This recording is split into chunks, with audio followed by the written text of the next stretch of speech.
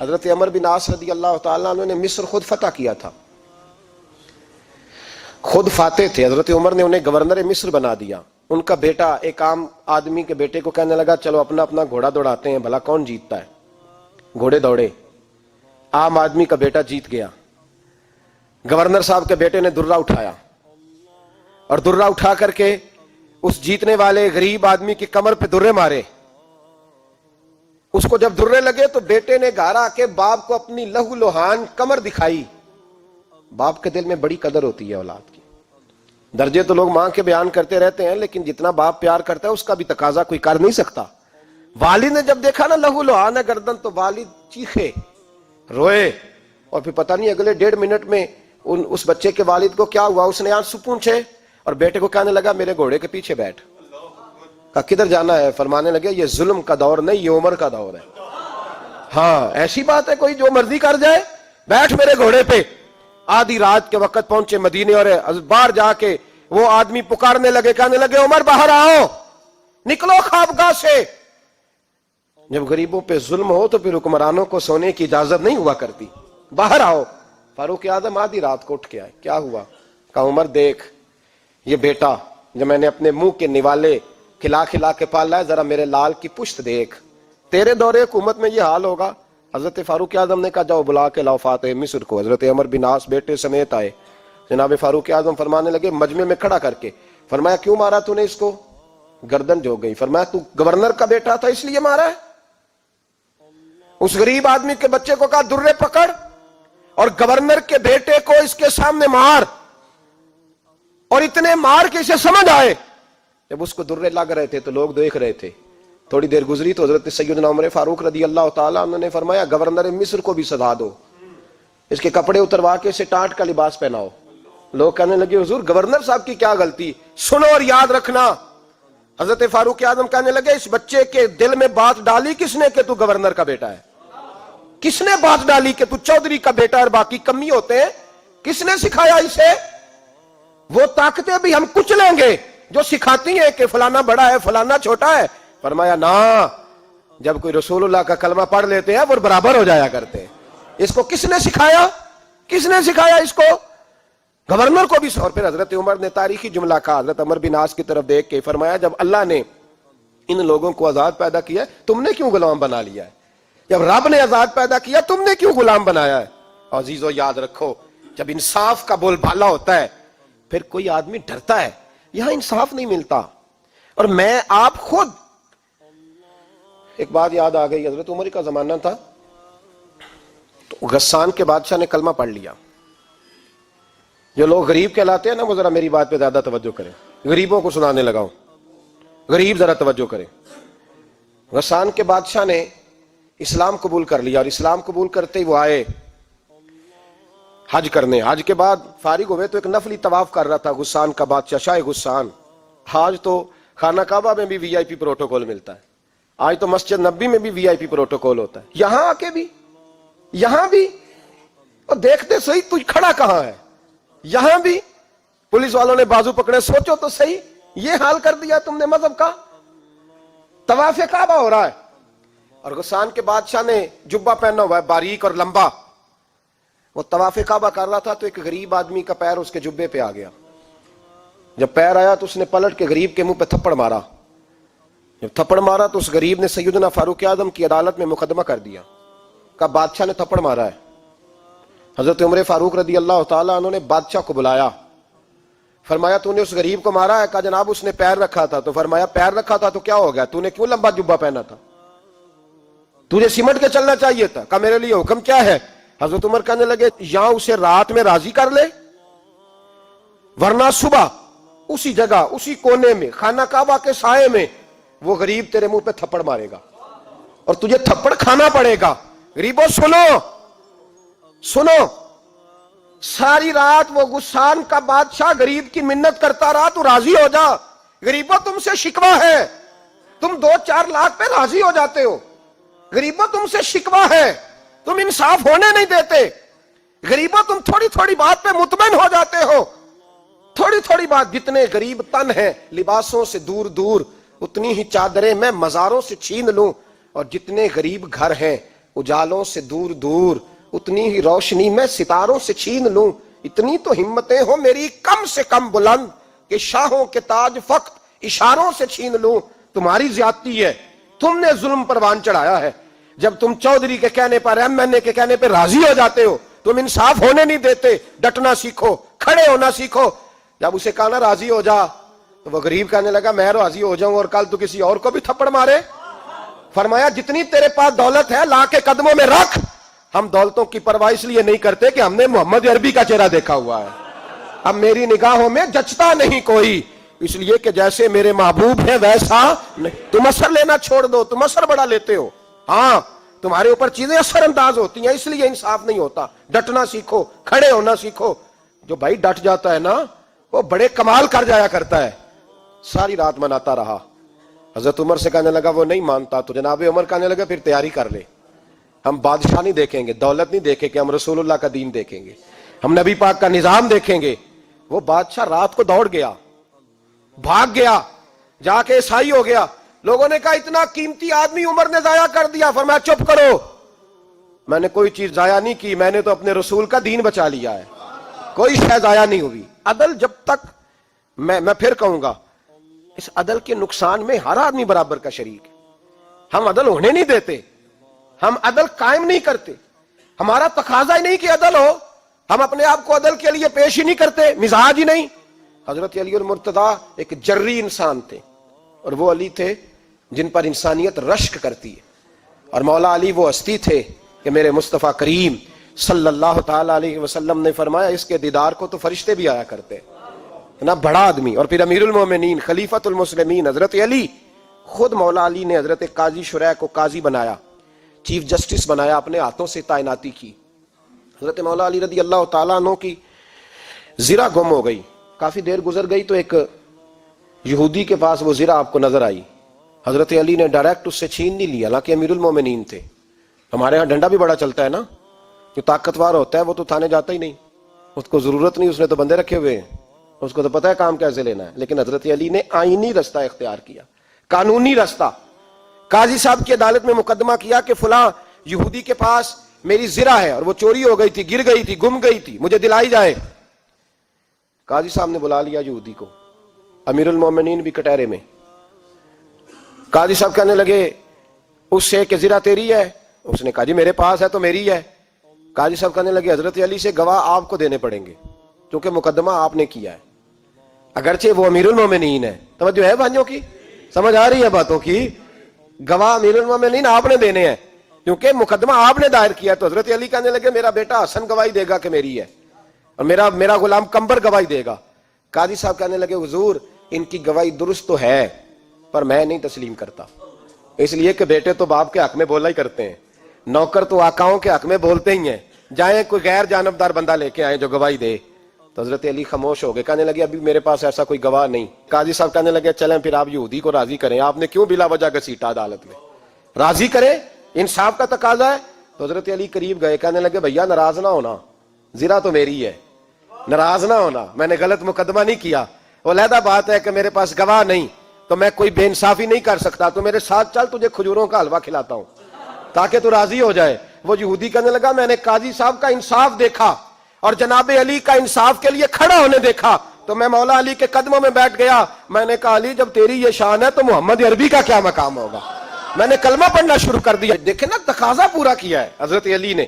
تو وہ کہنے لگا علی تیرے انصاف کے رنگ نے نا, جملہ یاد رکھنا, کہنے لگا یہودی علی تیرے انصاف کے اس رنگ نے میرے دل سے کفر کی میل دور کر دی, تیرے عدل نے میرا کفر توڑ دیا, کفر. لیکن شرط لیکن نا غریب آدمی ابو ایوب انصاری, ماڑے بندے, اب تو پیر اور مولوی بھی گنجائش نہیں نہ دیتا کسی کو بولنے کی. تو سیاست دان تو اللہ ہی کی پناہ, وہ تو پتہ نہیں کس طرح سوتے ہیں رات کو, اللہ ہی جانتا ہے. پتہ نہیں کس طرح اپنے آپ کو مطمئن کر کے وہ زندگیاں گزار رہے ہیں, خدا ہی بہتر جانتا ہے.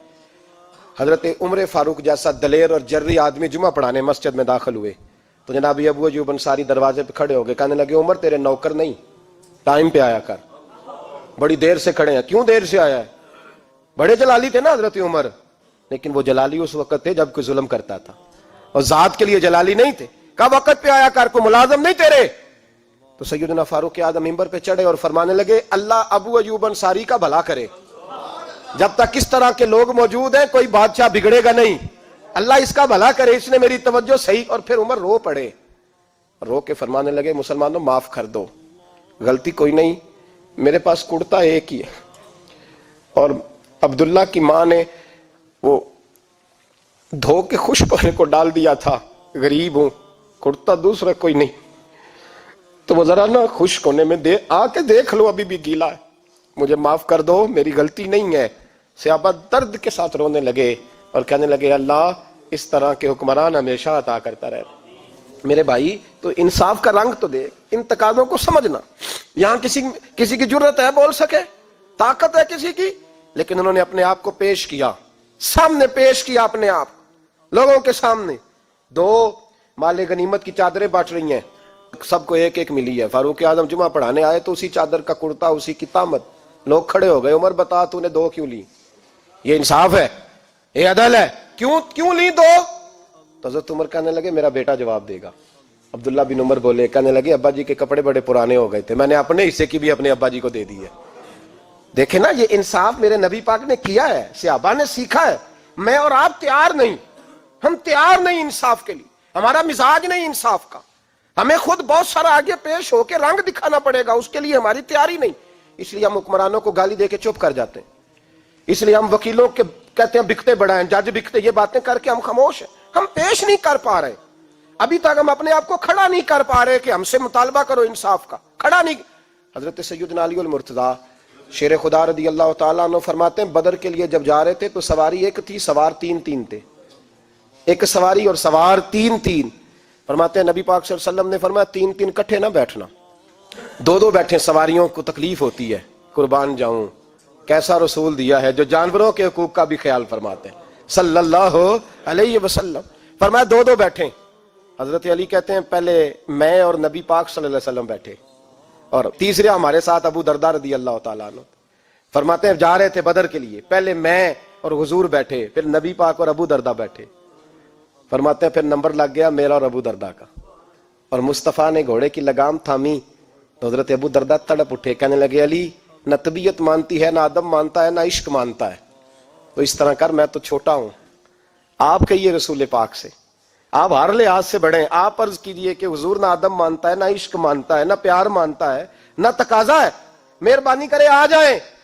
حضرت علی ہاتھ باندھ کے عرض کرنے لگے محبوبہ ٹھیک ہے باری آپ کی پیدل چلنے کی ہے، پر مہربانی کریں، ادب پیار اور محبت مجبور کر رہی ہے۔ تو حضور نے فرمایا علی چپ کر، میں عدل نہیں کروں گا تو لوگ عدل سیکھیں گے کیسے؟ اگر میں عدل نہیں کروں گا تو قوم سیکھے گی کیسے؟ مجھے عدل کرنے دے، انصاف کرنے دے۔ فرمایا چلنے دے مجھے، پیدل کچھ نہیں ہوتا، تقاضا عدل جب تک پورا نہیں ہوتا۔ آپ یقین کریں میرے اساتذہ کہا کرتے تھے میں عدالت کو عدالت نہیں کہتا، کچہری کہتا ہوں، اس لیے کہ عدالت وہ ہوتی ہے جہاں عدل ہوتا ہے۔ یہاں تو حال یہ ہے، بتائیے وکیل کو نہیں پتا ہوتا کہ جو میرے پاس آیا یہ غلط آدمی ہے، وہ اس کی حمایت کرتا ہے کہ نہیں، اس کے ساتھ چلتا ہے کہ نہیں، جھوٹ کے ساتھ آخر تک لڑتا ہے کہ نہیں لڑتا، جو گواہ بن کے جا رہے ہوتے ہیں انہیں پتا ہوتا ہے کہ نہیں کہ ہم جھوٹے کی گواہی دینے جا رہے ہیں۔ تو پھر کیا سارا ظلم حکومتیں کر رہی ہیں؟ معاشرہ بھی تو اپنی ترتیب بدلے نا، لوگ بھی تو اپنا رنگ بدلے نا، لوگ بھی تو طبیعت بدلے نا۔ کون منتخب کرتا ہے انہیں ظالموں کو؟ عوام، اور پھر اس کے بعد شکوہ بھی عوام ہی کرتی ہے۔ خدا را تقاضے سمجھو، مزاج سمجھو، طبیعت سمجھو اسلام کی۔ میرے نبی پاک صلی اللہ علیہ وسلم نے عدل کا بول بالا کیا، ہر مقام پر، ہر نقطے پر رسول پاک صلی اللہ علیہ وسلم نے عدل عدل اور عدل کی آواز بلند فرمائی۔ کوئی مقام ایسا نہیں، آپ پڑھیے کتابیں، اگر ایک کلمہ پڑھنے والے اور یہودی کا فیصلہ آیا ہے اور نبی پاک صلی اللہ علیہ وسلم نے یہودی کو حق میں سمجھا ہے تو نبی پاک نے یہودی کے حق میں فیصلہ دیا۔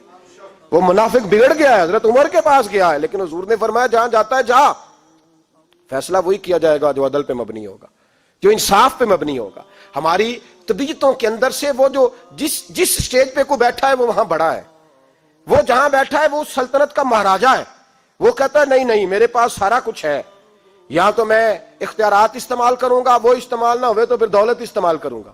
تو جب اجتماعی مزاج قوم کا بگڑتا ہے پھر معاشرے میں نا انصافی عام ہوتی ہے، پھر ظلم عام ہوتا ہے، پھر بے رہ روی کا شکار۔ اور میرے نبی پاک صلی اللہ علیہ وسلم کی حدیث سن لے، ذرا جاگ کے سننا یہ والی روایت، اور اسے یاد کر لینا، اس کا رٹا لگا لینا۔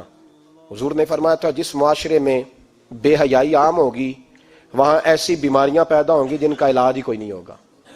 اور حضور نے فرمایا جس قوم کے اندر انصاف نہیں ہوگا وہاں قتل عام ہوگا. انصاف نہیں، جب تک مجرم کو سزا نہیں ملتی، جب تک مجرم کو سزا نہیں ملتی اتنی دیر تک لوگوں کے لیے وہ نشان عبرت نہیں بنتا، اتنی دیر تک لوگ باز نہیں آتے.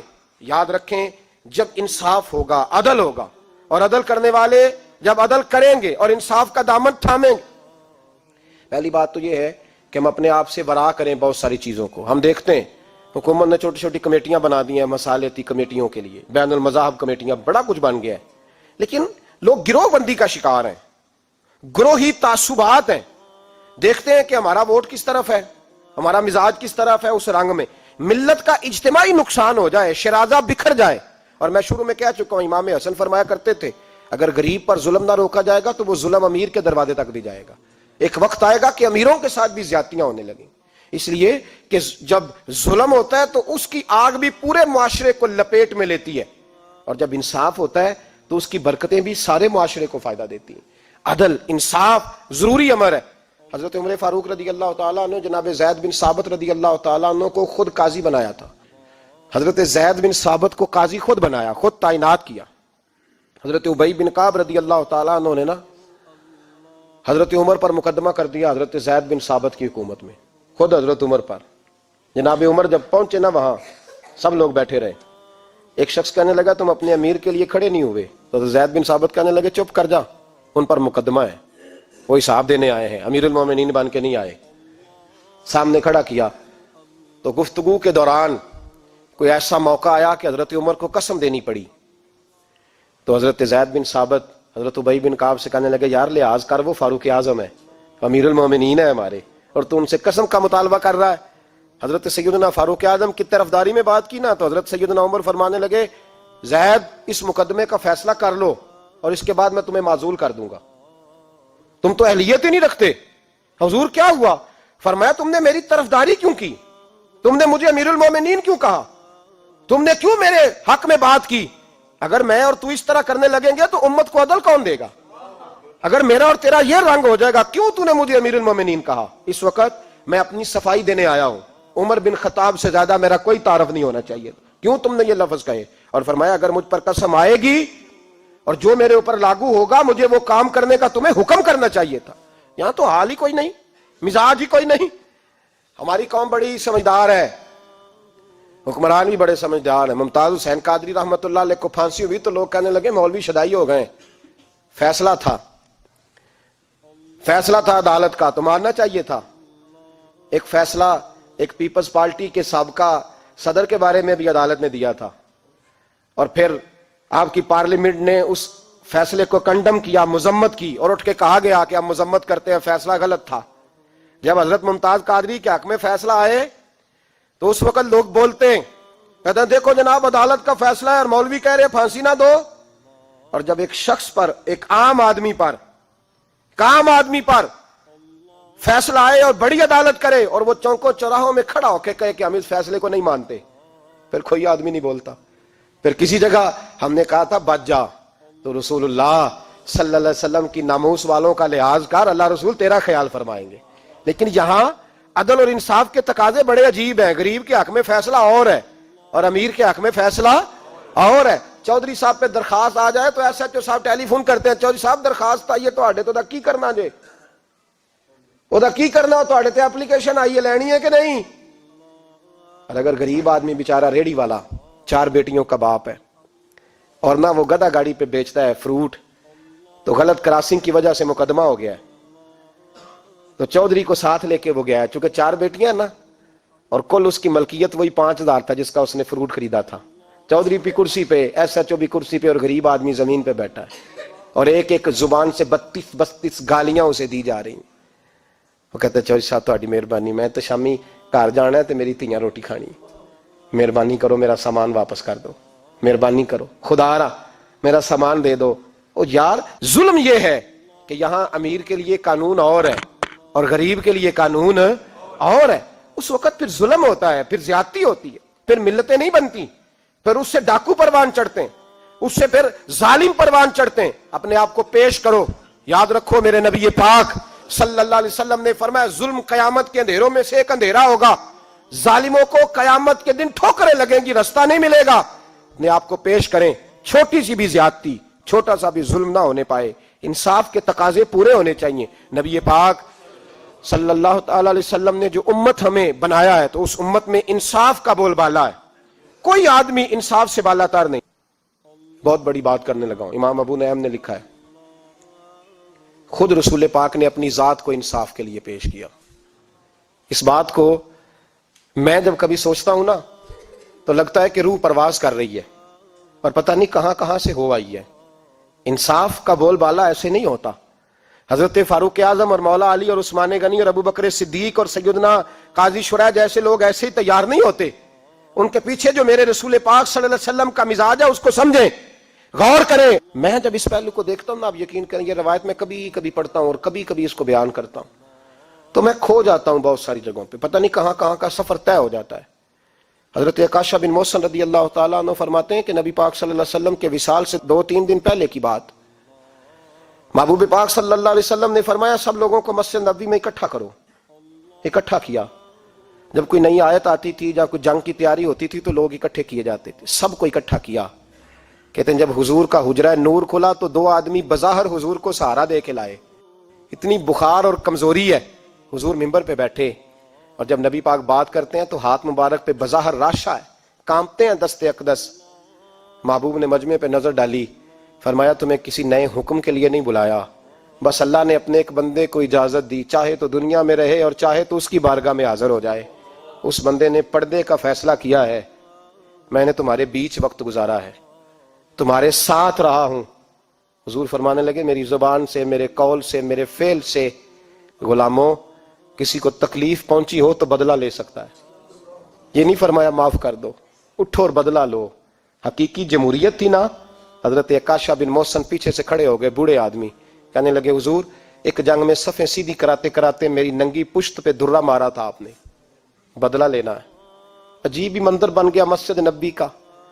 آنسو بہنے لگے, لوگ تڑپنے لگے. محبوب نے فرمایا بلال جاؤ, فاطمہ کے گھر میں درہ پڑا ہے, لے آؤ. حضرت بلال کہتے ہیں سیدہ کے دروازے پہ دستک دی. اماں جی نے کہا کون؟ اماں جی میں غلام بلال ہوں, وہ درہ چاہیے تھا. تو سیدہ کہنے لگی نہ تو جنگ ہے نہ جہاد ہے, حضور نے درہ کیا کرنا ہے, طبیعت مبارک تو علیل ہے. بلال ماجرا کیا ہے؟ حضرت بلال رو پڑے, کہنے لگے ایک صحابی بدلہ لینا چاہتے ہیں. حضرت فاطمہ نے امام حسن اور حسین کو باہر نکالا, درہ دیا. کہنے لگی بلال عکاشہ سے کہنا میرے بیٹوں کے وجود پہ 100 درے مارے.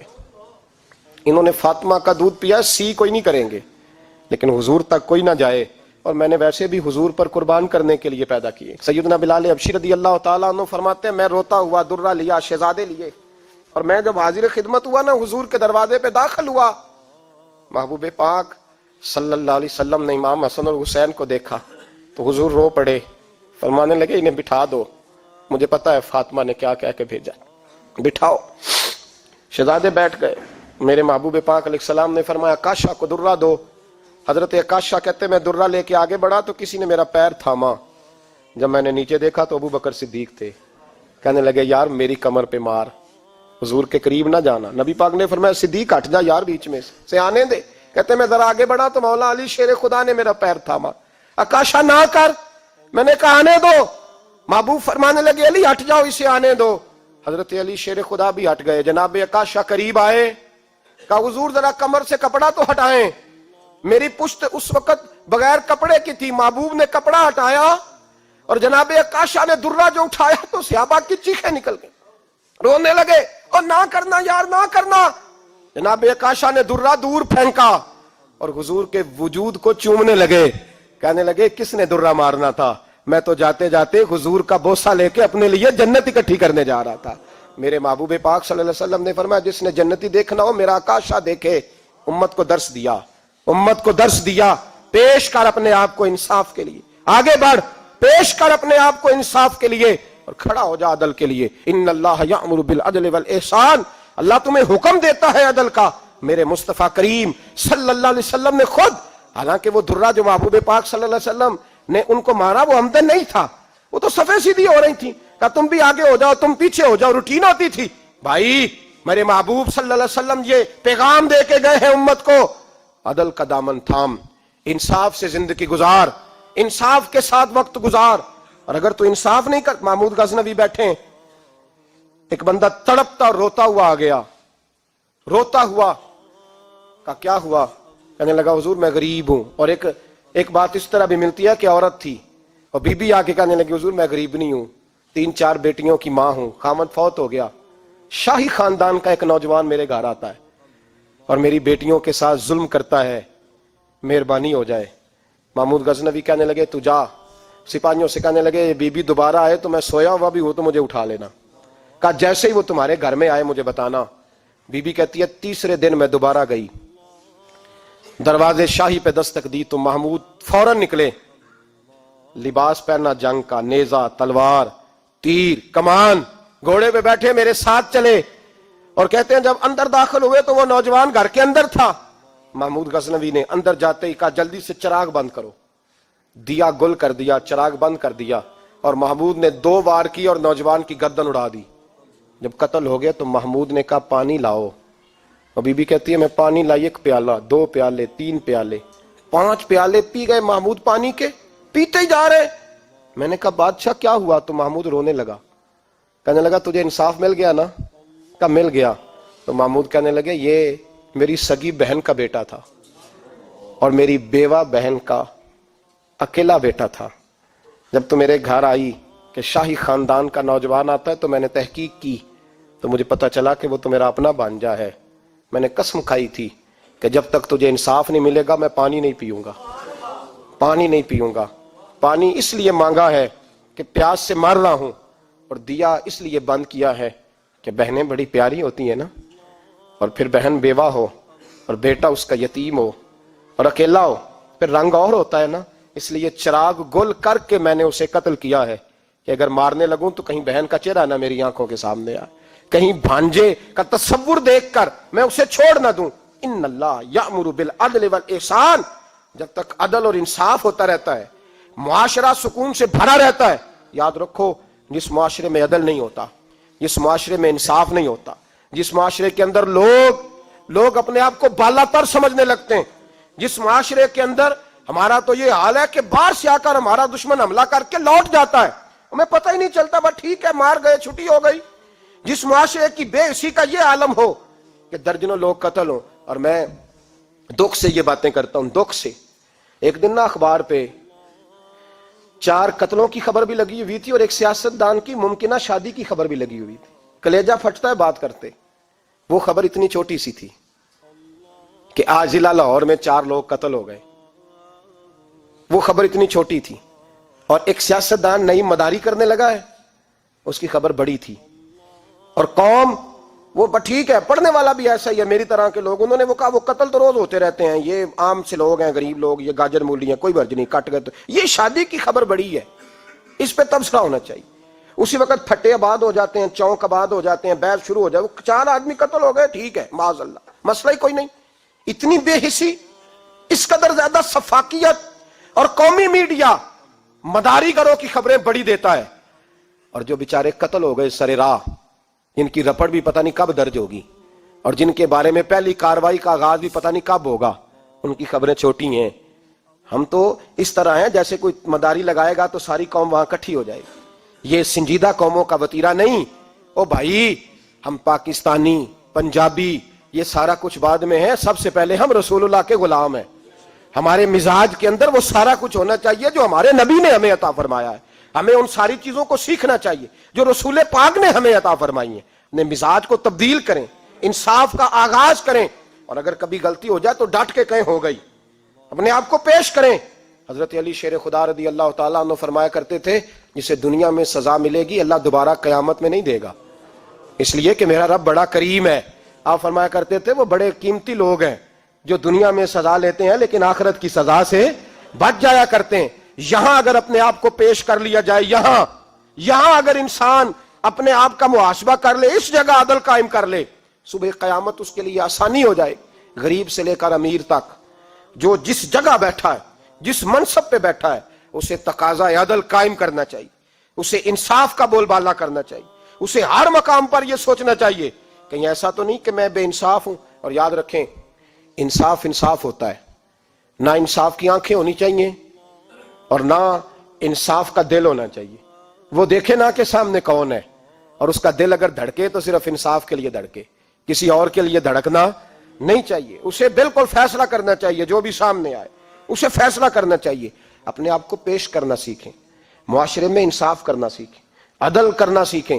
ہمارے ہاں انفرادی سطح پہ جب شروع ہوگا یہ کام، انفرادی سطح پہ، پھر وہ اجتماعی، آپ یقین کریں لوگ گفتگو کی حد تک بھی انصاف نہیں کرتے۔ کوئی آدمی اگر صحیح کہہ رہا ہے نا بات، لیکن ہمارے مفادات کو ٹھیس پہنچ رہی ہے تو اس کی مخالفت کرنا ہم ضروری سمجھتے ہیں، کہتے ہیں بات صحیح کر رہا ہے، پر چونکہ میرے مفادات کی نہیں، لہذا میں اس کو اس بات میں آگے بڑھنے کی اجازت نہیں دوں گا۔ 2-4 دن پہلے ایک صاحب مجھے سمجھانے لگے، کہنے لگے معاملات تھوڑے آگے بڑھ رہے ہیں، اب تو چیزیں بڑی ساری صحیح ہو گئی ہیں، علماء کو نرمی کرنی چاہیے۔ اور میں نے کہا کس بات کی نرمی؟ ہماری آواز تو اتنی مؤثر ہے ہی نہیں، ہم نے تو کبھی دعویٰ ہی نہیں کیا کہ ہماری وجہ سے بڑا انقلاب آ رہا ہے۔ اگر کونوں میں بیٹھ کے مسجدوں میں رسول اللہ کے نام کی دعائی دیتے تو اتنا تو موقع دو نا ہمیں، کم از کم اتنا تو کرنے دو۔